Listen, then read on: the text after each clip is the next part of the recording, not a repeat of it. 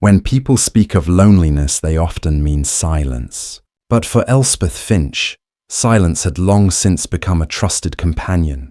She had lived with it for over 4 decades.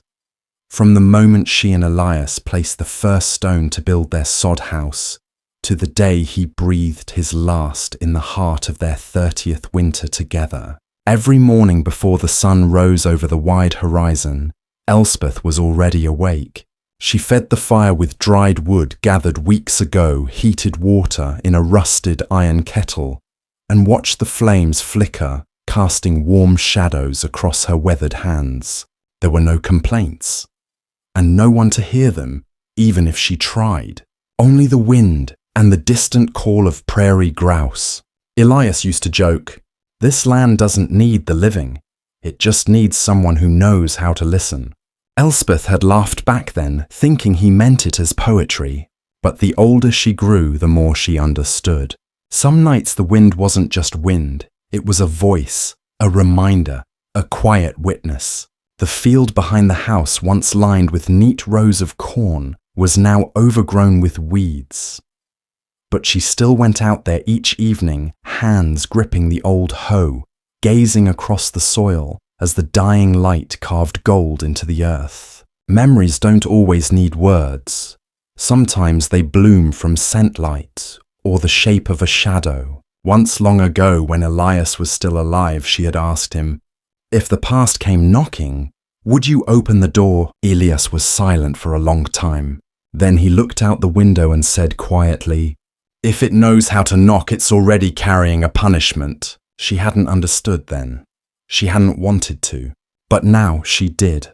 On the day the rider appeared at the horizon, Elspeth was tending the fire. She felt something shift. Not the beat of hooves, not the jingle of spurs, but a pause, a stillness, as if the prairie itself had stopped breathing. She stepped out onto the porch, stood beneath the sloping roof of the sod house. The evening sun turned the sky to honey. The wind still blew, but this time it didn't whisper. It watched. In the distance, where sky met land, a dark speck moved slowly, surely toward her worlds. A man, a horse, a secret carried on the saddle. She didn't feel fear, not quite, but she knew this much. Every piece of land comes at a cost, and perhaps today she would pay the last of Elias's share. He came with the dusk, not in a rush, not with the urgency of a man chasing daylight, but with the patience of someone who knew exactly how long he had waited. 3 days. That's how long he lingered at the edge of her world, close enough to be seen, far enough to remain a question. He never made a fire, never called out a name, never crossed the old fence that marked the beginning of her land. He simply existed, like a shadow that refused to vanish. Elspeth watched from her kitchen window. The same window Elias had carved by hand, cutting through thick sod and bone-dry timber. She kept her hands busy, she always had. The rhythm of work had been her companion long before grief came to stay. But now that rhythm faltered, because no matter how steady her hands were, her heart had begun to beat in a strange new way, like a drum warning of a storm too far to see yet close enough to feel. On the 4th day the man moved. He dismounted slowly, dust trailing off him like smoke. He walked the fence line with a gait that was deliberate, not slow, not fast, but heavy with memory. When he stopped at the gate, he didn't open it. He only stood there, his hand resting lightly on the weathered wood, his presence colder than the early frost. Elspeth stepped onto the porch, her shoulders straight, her spine as unbending as the frame of the door behind her. They stared at each other for a long time, neither blinking, neither breaking. Then he spoke. His voice was the scrape of dry stone against stone. Elspeth Finch. It wasn't a question, it was a statement, a confirmation, like he had said it to himself 100 times on the road. She said nothing. Her silence wasn't fear, it was defense, a wall stronger than words. "My name is Silas." He continued, his eyes drifting from her to the sod house, to the wind-bent cottonwood, to the dirt path carved by 4 decades of boots and weather. Elias spoke of this place, said it was the one good thing he ever put his hand to. His words struck her like a stone in the ribs. To hear her husband's name from this stranger's mouth, this man of dust and distance, was a violation, a trespass more intimate than footsteps. "My husband's been dead 10 years, she answered, her voice firm but hollow at the edges. Silas looked at her, not with cruelty, but with something heavier, something ancient, like justice, or vengeance that had learned patience. "A debt doesn't die with the debtor," he said. "Not a debt like this. Elias and I, we were young men once. We rode a trail different from the one he found with you. One that ended with him having a future and me having memories." He spoke of a past that felt like fiction, a bank in a sun-choked Texas town, a bag of stolen money, 3 men, 2 horses, 1 promise.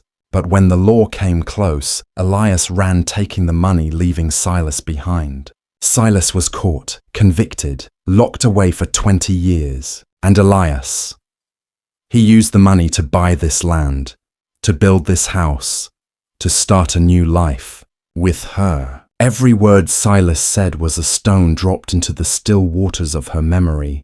Ripples spread. And the face she remembered, the man she had buried, the man she had mourned, began to twist and blur.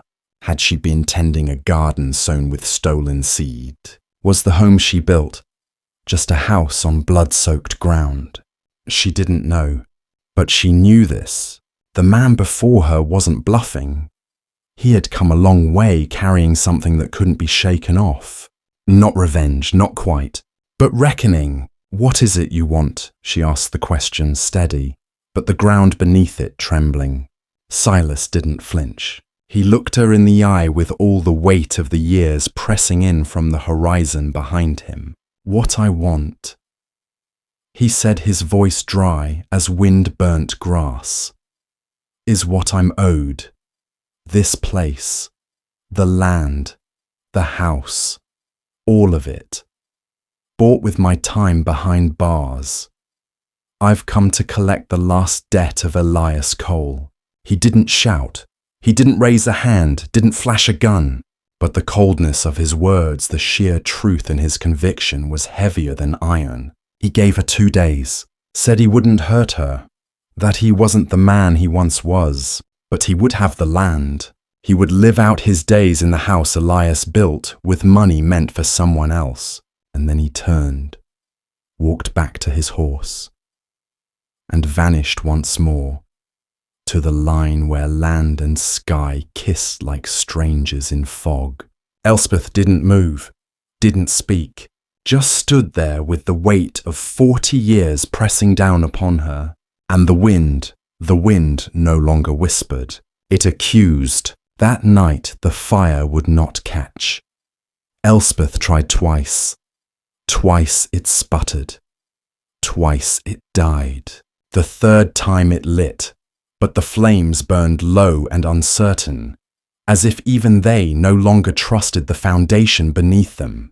She sat by the hearth, not working, not moving, only watching. The tea in her cup went cold. But she didn't notice. Not the taste. Not the passing of time.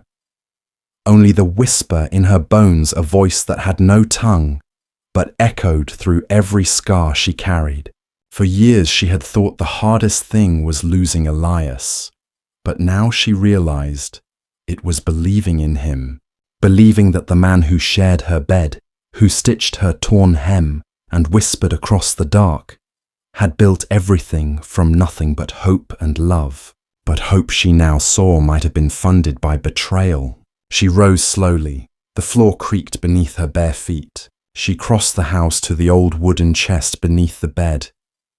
The one she hadn't opened in 10 years. Not since the day she placed Elias's boots inside, still dusty from his final walk. The key was tied with leather twine buried in a tin box of buttons and dried herbs. Her fingers shook as she turned it in the lock. The lid opened with a reluctant groan. Inside folded shirts, a tobacco pouch, a stack of letters wrapped in ribbon, and beneath them all, a canvas sack. She didn't touch it yet. Instead, her fingers found something smaller. A letter yellowed at the edges wedged between the bottom slats of the chest. It wasn't sealed. It was addressed not to her, but to Silas. Her breath caught. She unfolded it slowly, careful not to tear the brittle paper. The handwriting was unmistakable, Elias's, sharp slanted strokes, words written in haste, with guilt. Silas, if this letter ever reaches you, then maybe there's still time for me to explain. Not to ask for forgiveness, but to confess. I took the money. I left you. I left Boone too. I ran like a coward and bought peace with stolen years, but I never forgot, not for a day. This house, this land, it was supposed to cleanse me, but it never did, because the ghosts came with me. I've kept your share. Every last coin I didn't use. I called it my anchor, but really, it was my chain. The letter ended there. No date, no goodbye, just silence. Elspeth sat down on the bed, the letter trembling in her lap. Her husband hadn't told her. He had planned to, but hadn't. Instead, he'd buried the truth beneath years of kindness. And now she was left holding both halves of a broken story. For hours she did not move, until the moon hung low and full above the prairie. She rose, took a candle, and opened the small iron lockbox on the shelf above the hearth. Inside, more papers, 2 tintype photographs, a folded map, and the sack. The same sack Silas had described. Rough, canvas, heavy. She lifted it gently, set it down on the wooden table, opened it. Coins, still whole, still cold. She ran a hand through them, not counting, just feeling. This was what Elias had built their life on. Not soil, not sweat, but silver soaked in dust and blood. She pressed the sack closed again, tied it tight, then blew out the candle. But sleep would not come. Not that night. Instead, she lay awake, eyes open to the wooden ceiling, listening to the wind, to the old boards creaking, to the voices of a past that had never truly left. In the hour before dawn, Elspeth rose, dressed, brewed coffee, fed the fire, and stepped outside. The sky was turning rose and grey, as if the earth itself was unsure whether to blush or grieve. She looked out across the land, her land, not because of how it was bought, but because of how it had been kept, by her hands, her back, her blood. And if the world meant to take it from her, it would have to reckon with that. By the time the sun rose fully, Elspeth had already repaired the latch on the barn, hauled water from the well, and swept the porch clean of dust. It wasn't out of habit, it was preparation.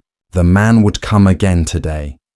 She knew it as surely as she knew her own name, as surely as she could feel the storm gathering in her bones. She sat for a moment in the wooden chair outside the door, the same one Elias had built with his own hands. The chair creaked under her, wood aged, but still strong like her. The bag of coins rested beside her feet, wrapped tight and silent. A weight both literal and metaphorical. The fence line stood in the distance, worn, crooked in places, but it still held. It had always held, like her. Late morning came, then early afternoon. The sun climbed overhead, painting shadows that clung tight beneath her boots.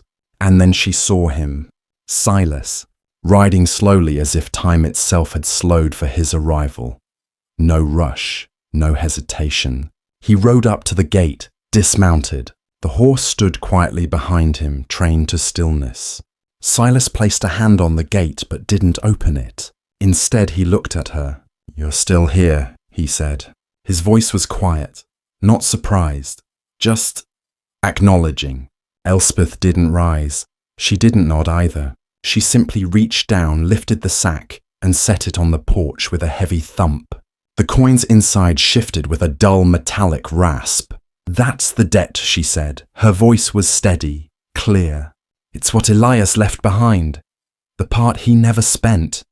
He called it his anchor, but I think it was his shame."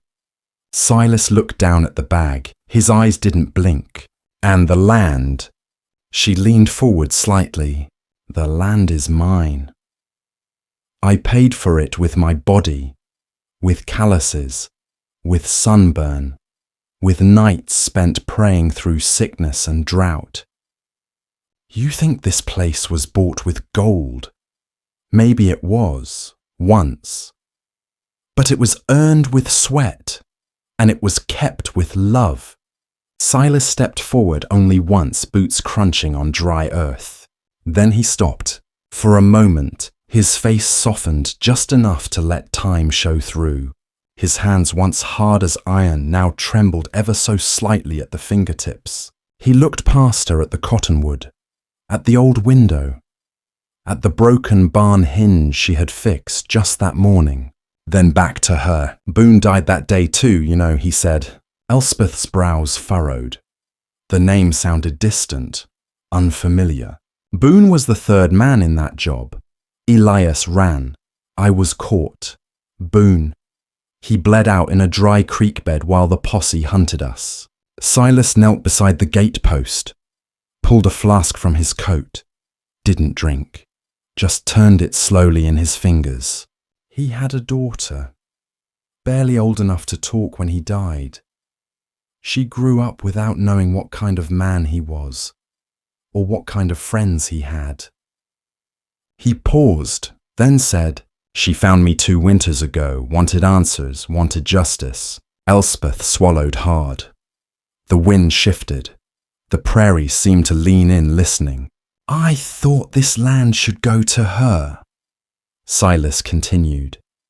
"That maybe if I stood here long enough, I could burn the lie from it. But I see now it's already been purified." He looked back at the sack. "That money was never mine. It was a curse, and it belongs where curses go." Elspeth stood, slowly, deliberately. "Then give it to her," she said. "Send it to Boone's daughter. Let her bury it or build something better from it." Silas stared at her. In his eyes there was no fire now, only the ashes of something long burned out. He stepped back from the gate, nodded once, then turned, mounted his horse, and as the wind picked up behind him, he tipped his hat to her, a small gesture, but one that carried the weight of 40 years. Without a word he rode off, not fast, not slow, just enough to leave the dust behind. Elspeth stood until he disappeared over the hill. Then she looked down at the empty porch. The weight was gone. Not just the sack, but something deeper. And for the first time in weeks she breathed freely. That night the wind changed direction. It no longer pressed against the house with quiet threats. It flowed past gently like a river that had been dammed for years and now, finally found its way forward. Elspeth slept, for the first time in days truly slept. No restless turning, no whispering floorboards, no shadows clinging to her eyelids. Just stillness, just breath, just the deep, honest rest of a woman who had outlived judgment. When morning came, it came bright and gold.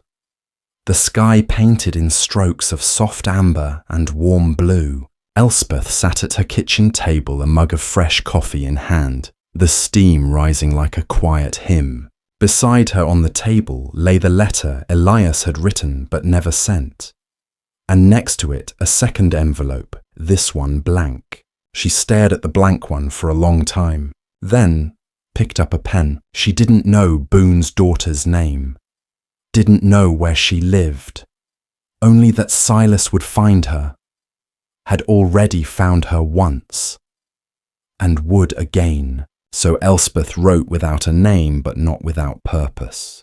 To the one who never had the chance to ask. This land was never mine to give. And yet I have lived upon it for 40 years and poured everything I am into its soil. If it has any value now, if there is good left in this place, then it is not because of what bought it, but because of how it was kept. The money I send is not a gift. It is not payment. It is not peace. It is what remains of a debt that should never have been yours. May you use it to build something new, something untethered, from a stranger you never met but who sees you all the same. Elspeth Finch. She folded the letter carefully, pressed it flat, slid it into the envelope alongside the sack of coins, then tied the whole bundle in cloth, wrapped it tight with twine. She stepped outside. The air smelled clean, like the earth after rain, though no storm had passed. The dirt path leading from her house to the county road shimmered in the morning sun, and there, as if summoned, came the rider. But this one was not Silas. It was Thomas the mail carrier, the only regular visitor to her land in all the passing years. He rode a mule, never in a hurry but always on time. When he saw her waiting, he smiled beneath his wide-brimmed hat. "Got something for me today, Ms. Finch?" "I do," she said. She handed him the wrapped bundle. "It needs to get to someone Silas Cole sends for. You'll know when the time comes." Thomas didn't ask questions. He never had. He tucked the bundle into his saddlebag, like it was no more remarkable than a jar of pickled eggs. "I'll see it done," he said simply, and with a tip of his hat, he turned his mule and continued on his way. Elspeth watched him disappear into the brightening day, then turned back toward the house.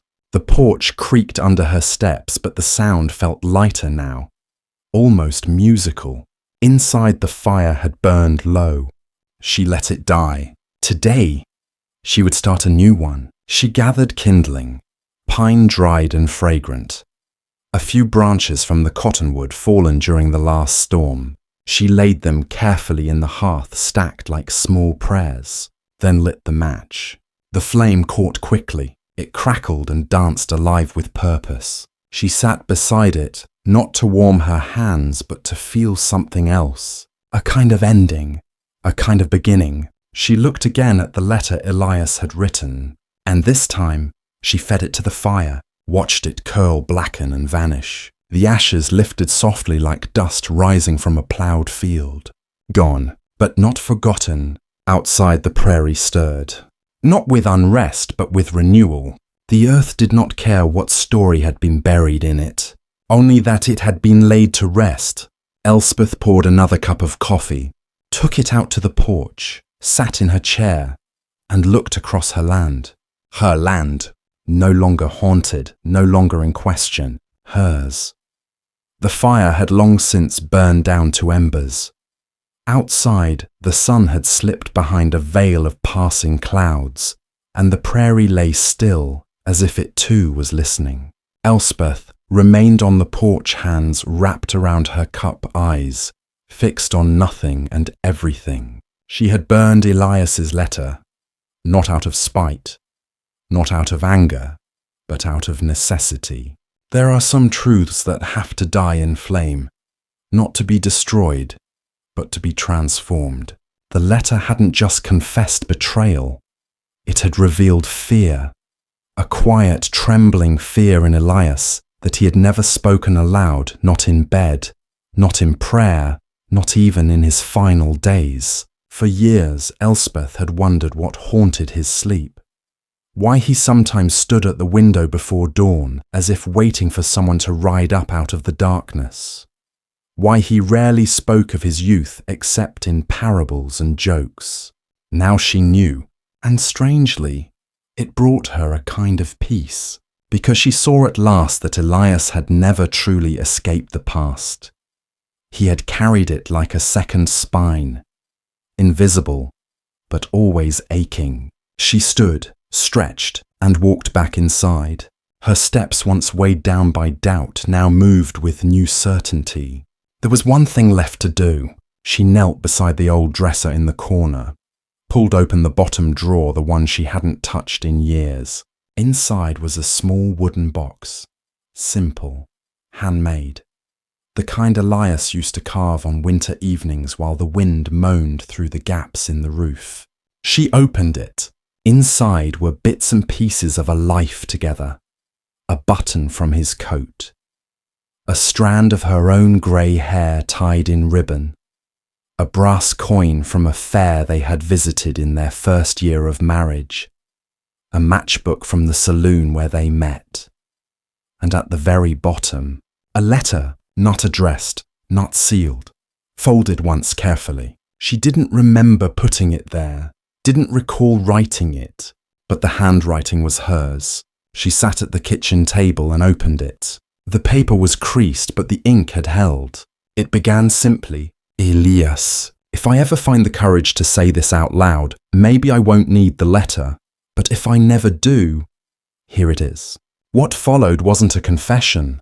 It wasn't an accusation. It was a map of her heart. She had written about her fears, about the nights she heard him cry in his sleep, about the way he sometimes gripped her hand too tightly, then pulled away too fast. She had written about her suspicions, about the stories that didn't quite add up, about the way he looked over his shoulder when the mailman brought news from out of state. And then she wrote something else. I chose you anyway. I chose to build a life with you knowing there were shadows, because you stayed, and because you gave me something I never had before, a place to belong. Elspeth folded the letter again.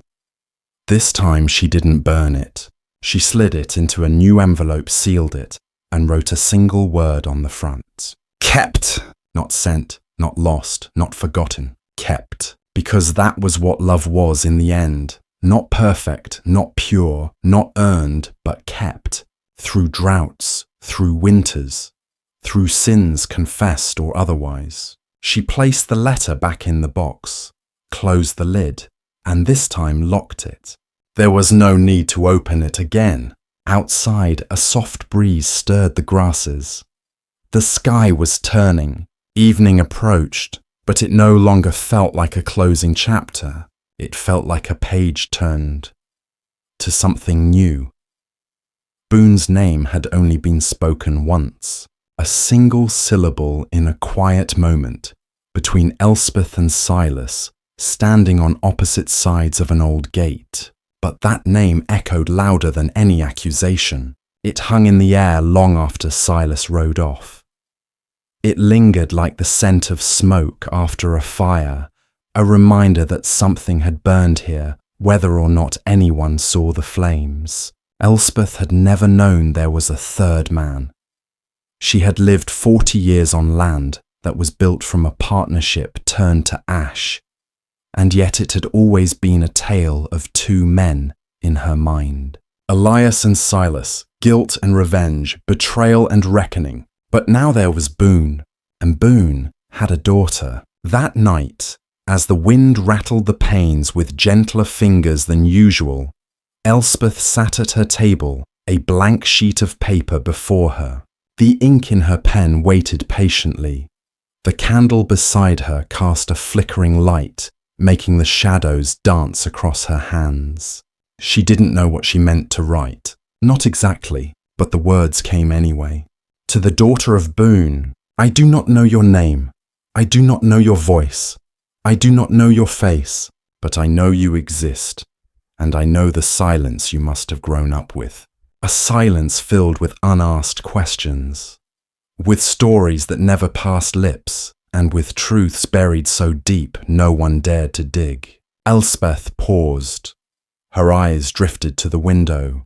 The moon was full. The land outside silvered in soft light.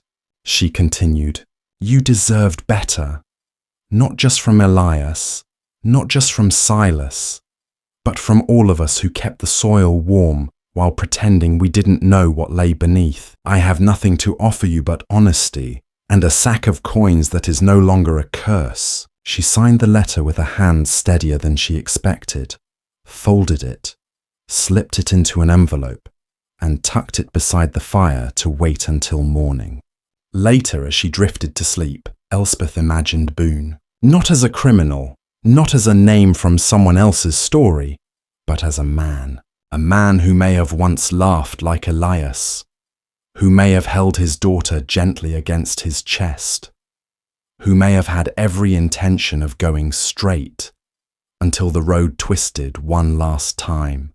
In the grey hours before dawn, a dream came.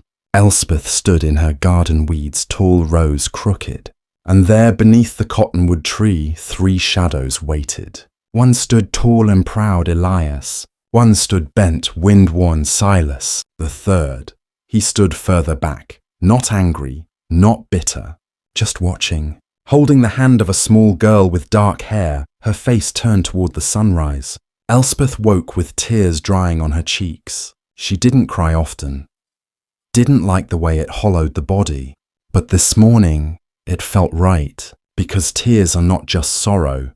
Sometimes they are recognition. She stepped outside with the letter, placed it carefully into a canvas pouch alongside the coins that once bought a life and cost another. When Thomas returned 2 days later, she gave it to him without explanation. He nodded and tucked it into his saddlebag without question, because by now Thomas knew the mail wasn't always just letters. Sometimes it was a reckoning wrapped in paper and ink. As his mule trotted off, Elspeth watched the dust rise behind him like a trail of stories finally leaving her land. The cottonwood tree had stood behind the house longer than Elspeth had. When she and Elias first arrived, it was already tall, its trunk thick and gnarled, its roots tangled deep beneath the soil like secrets no one dared speak aloud. In summer it gave shade. In fall it dropped brittle golden leaves that scattered across the fields like forgotten letters. But to Elspeth it had always felt like a sentinel, watching, listening, guarding something or someone. Now each time she looked at it, she saw 3 figures beneath its branches: Elias, Silas, Boone, and the girl Boone's daughter, who had grown up in the dark shadow of her father's absence. It had been nearly a week since she sent the letter with Thomas. She hadn't heard back, didn't expect to. Some things don't echo when you call out. They just go. But the presence of the tree and what it represented grew heavier each day, as though the roots had begun to reach into her own bones. That morning, Elspeth rose before first light, not to tend the fire, not to fetch water, not to mend the fence, but to gather kindling, dry branches, worn planks from the collapsed shed, even the old hay bales from the back of the barn. She stacked them neatly at the base of the cottonwood. At mid-morning she stood beside the pile, flint in hand. The wind had stilled. Even the birds usually chattering from fence post to fence post were silent. Only the rustle of her skirt and the beating of her own heart. She lit the flame, small at first, tentative, then larger, hungry, eager. The fire caught quickly. It licked up the bark, climbed toward the lower limbs, spat cinders into the grey sky. The cottonwood groaned, not like a tree dying, but like a memory finally being released. Elspeth stepped back far enough to feel the heat, but close enough to feel the shift. She didn't cry, didn't smile. She simply stood until the trunk cracked, splitting down the middle and collapsed into flame. It took the rest of the day to burn. The smoke rose high, a dark ribbon winding through the bright sky. Neighbours would see it. Though they lived miles away, they would know. Elspeth Finch is burning something, they'd say. And they'd be right. She was burning the last monument to silence. That night, as embers still glowed at the edge of her vision, she cooked a simple supper. Porridge, a slice of salted pork, a half biscuit with honey. She ate by the open window, letting the cooling air wash over her. No guilt, no dread, only a strange lightness where the burden used to live. And as the stars blinked into view, Elspeth whispered not to Elias, not to Boone, not to Silas, but to the prairie itself. I'm still here. It was not defiance, not a claim of victory. It was truth, simple, unadorned, complete. Days passed, then a week, then 2. The air turned cooler just enough to hint that autumn had fully arrived, not with a shout, but a sigh. The cottonwood tree was gone now. Only a dark ring of ash remained soft as charcoal beneath her boots. Birds no longer nested in its branches, but they sang more freely now, as if the silence had finally released them. Elspeth kept her days simple.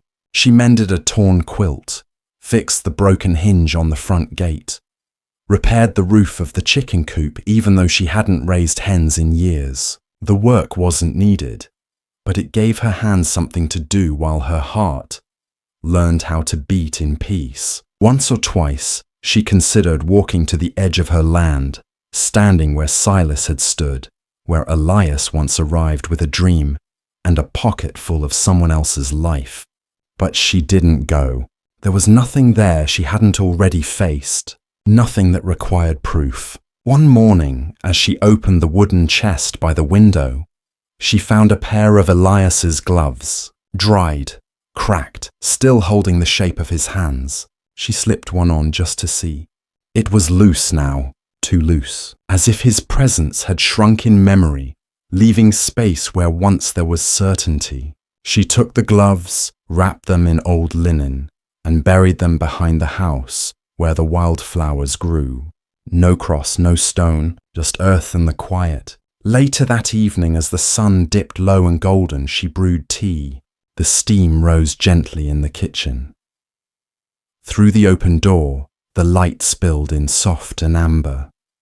It touched everything: the walls, the old rocking chair, even the dust in the air. It was the kind of light that made you feel like the world was pausing just long enough for you to breathe. And Elspeth breathed, not sharply, not as if waking from fear, but deeply, fully. There was no letter from Boone's daughter, no message from Silas, and she realized she didn't need one. Because sometimes closure isn't something you receive, it's something you give yourself. At dusk, she stood at the kitchen sink, hands in cool water, watching the prairie darken one blade of grass at a time. And a thought came soft and slow. There is no one left to ask for permission. No one left to explain herself to. No one to wait for. And in that, there was freedom. She smiled, just a little, then dried her hands, lit the evening lantern, and set about preparing supper. Because there was always light to tend and a place to keep warm. The first frost came overnight. No warning, no sound, just a thin sheet of silver spread across the windows, the fence posts, the lips of the well bucket. Elspeth saw it before she felt it, the gleam of morning sun catching on every blade of grass, turning her land into something ethereal, like the whole prairie had been dipped in moonlight and frozen in memory. She stepped outside, blanket wrapped around her shoulders, boots crunching over crisp ground. The breath from her lips rose like smoke, not from fire, but from life still burning inside her. And she smiled, because she was still here. She looked toward the place where the cottonwood once stood. Only a low black stump remained now. The ash had scattered. The earth had cooled. Grass would grow there again come spring. Not the same grass. But that was the point. Nothing grows back quite the same, and still it grows. She walked the boundary of her land that day, not out of fear, not to watch for strangers, but as a kind of ritual, a walking prayer. She touched each post, ran her fingers along the wire, feeling the rust, the wear, the places where she and Elias once tightened it together. Back then they believed in fresh starts. Now she believed in earned endings. At the far corner of the field she knelt, pressed her palm into the soil. Cold but steady, she spoke not aloud but into herself. This land is mine, not because it was bought, but because I stayed when others fled. Because I fed it, because I listened to it, and because I did not turn away when it asked me to remember. She stood, brushed the dirt from her hands, and began walking back. Not slowly, not quickly, just enough to arrive at her own door before the wind began to rise. That evening she lit the lamp early. The shadows gathered more quickly in late autumn, but that didn't trouble her. Shadows had their place. So did silence, so did scars. She took out her journal, wrote 3 simple lines. Debt is not only what you owe. Sometimes it's what you carry, and sometimes it's what you let go. When the fire burned low, she added a final log, sat back in her chair, and looked out the window where the stars had begun to gather above the quiet land. No thunder, no horse, no silhouette on the horizon, just stillness, and one woman seated in the warmth she had built on the land she had kept carrying, only the weight that stayed.